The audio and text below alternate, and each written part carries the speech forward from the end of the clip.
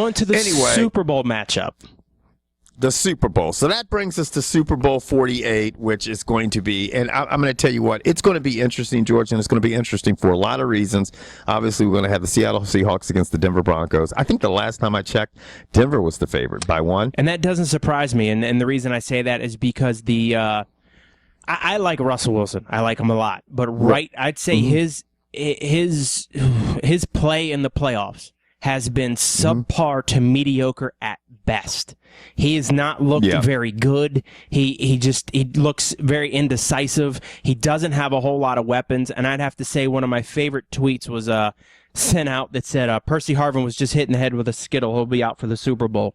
But right, and exactly. That's going to be the key. The key is going to be if they get Percy Harvin back and if he can play the whole game, because he adds a different dimension to that offense. And right now, Denver's defense is absolutely stuffing the run, and you're going to have to challenge him through the air. But who's he going to throw the ball to? Golden Tate, right? And who else? I mean, and that's the thing, dude. This is it's when you look at the game right now. Right now the Broncos are a 2-point favorite, and it will change. And I'm going to tell you the reason why it'll change, and it's going to be based all on the weather forecast. I mean, it's if it's shitty weather, then you will obviously, I think you could see enough where Seattle will become the favorite all of a sudden. It's because now you're taking Peyton Manning's throwing game out of the game. If it's bad weather, any bad weather, and they have the game, then it all of a sudden, we all know that the advantage goes to the defensive team, which is definitely Seattle, and we know Seattle has the ability to run. Marshawn Lynch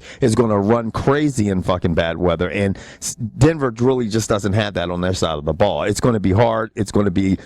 It would probably be, offensive possessions by Seattle where they had the ball for a long time. Now, going back to what you said, George, with it, there is no Seattle is not, and I was listening to Brian Dawkins actually talking about this earlier, and he had very valid points. There is no wow receiver on Seattle. The biggest thing that posed threat that they could have is actually if Percy Harvin came in and did the slot, because then you got to match him up with Champ Bailey, who's been out for the whole season, and that becomes a difficult matchup. But Golden Tate and Baldwin are good receivers. Golden Tate is a great receiver after he catches the ball. Baldwin is a good receiver, but he's not the type of receiver that you're going to say, okay, I'm going to change my whole defensive, game plan for this receiver. Right. You know what I mean? He's not like a Calvin Johnson. He's not like an Andre Johnson. He's not like any of those guys, or like where you're going to say, Freddie okay, Johnson. I'm going to have to. Exactly, or even my Johnson. Exactly. So I mean, it's like, so he's not where you're going to shift, your safety over to help, because you're going to need it. They're not going to have to make those adjustments for that receiving core. And so, well, the other thing I wonder about is the offensive play calling on Seattle. Like I'm really starting to question who's calling the plays and why they're calling the plays they are, because they're down in the goal line. Everyone expects them to run. They line up and they run. And then they run again. Right. And then they run again. And on fourth down, they run in the fumble and the whole nine. And I'm thinking to myself, bootleg. You have a mobile quarterback. Yeah. Do a flood. Have your tight end and maybe your fullback both leak out to the same side that the quarterback's bootlegging to, or even do a naked bootleg and have Russell Wilson boot to the side wherever. I mean, I'm looking at the play calling, and I don't have enough confidence in Seattle's offense to give them the nod in this game. I really don't. Their defense is stout. Right. It's going to be there. But I think Peyton Manning, if the weather holds up, is going to cause them more problems than they're going to cause Peyton.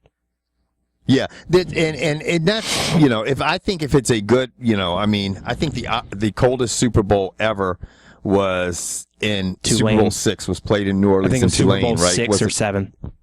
Yeah, it was it was in Tulane. It was 39 degrees or something. Don't worry, they said. It's going to scroll across the bottom of ESPN all week long. Because it is cold as shit right here. I know it's cold in Philly. It's cold in D.C. Yeah. And, they're talking about the high 30s. That's not going to affect Peyton Manning. Slippery rain, ice, that will affect them. You know what I mean? But if it's cold, if it's just cold, Peyton Manning's used to playing in the cold. Yeah, even though his last game it was warm as shit. If it's cold and dry, Seattle's going to have their hands. I think Seattle's going to have their hands full regardless. And again, it's going to be what Seattle's offense can do. And they're going to have to score points, because as good as Seattle's defense is, they're not going to keep Peyton Manning off the board. Yeah. Yeah, it's going to be tough. And here's what do you got? here's the other thing. Who do you have? I'm going to be interested to see if Carroll's going to be able to make the halftime adjustments. I haven't watched Seattle that much. I don't know enough about them, to be honest, but I don't know how well they make adjustments, and that's the one thing, I've always tipped my hat to Belichick for. Belichick's always been able to make adjustments on the fly, and, I mean, granted, it didn't work this past week because they don't have the weapons. And this is another thing, man. As great as Seattle's defense is, everybody I think will agree with me that their secondary is the strongest part of their defense. Now obviously you have to have, and Richard Sherman made this comment. You got to have a good front seven to put pressure on the quarterback. But I think Peyton Manning has faced some pretty decent front sevens. If they allow Peyton Manning to have time in that pocket, it doesn't matter how good of a cover corner you are. Those guys, that receiving core, they're going to get open. Demaryius Thomas, Decker, Wes Welker, they're going to get open. And Wes Welker in his little lollipop helmet. Exactly. That thing looks huge, dude. That shit was fucking crazy, wasn't it, man? Hey, but I tell you what, if I was a player and that meant the difference between getting a concussion and not getting a concussion, sign me up. I'd have that shit on too. Oh, yeah, because you don't want to be fucking, drinking your soup out of fucking straw and shit. Looking 10 like years Magneto. Later. Yeah, exactly. Yeah, fucking bending steel and shit. But who do you have? What do you have? What's your final score? Denver's gonna win 27-24. 27-24. I got it 30. I got it Denver 35-21. Okay. We'll see what happens. I just hope the Denver part's right. I don't really give a shit about the score because I would love to see for Peyton Manning just to win this and sit there and go, you know what? It's been fun. I'm done, and retire right there on the spot.